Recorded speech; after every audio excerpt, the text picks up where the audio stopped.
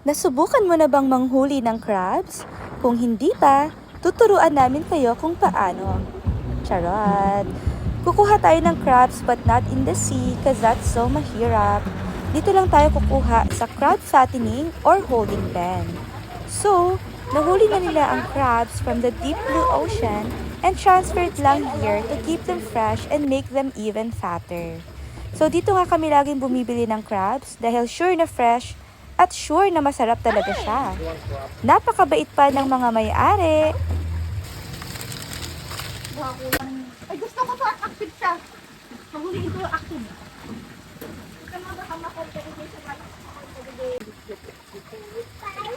Pwede na to lahat. Pwede na yan. Maybe you just cover it.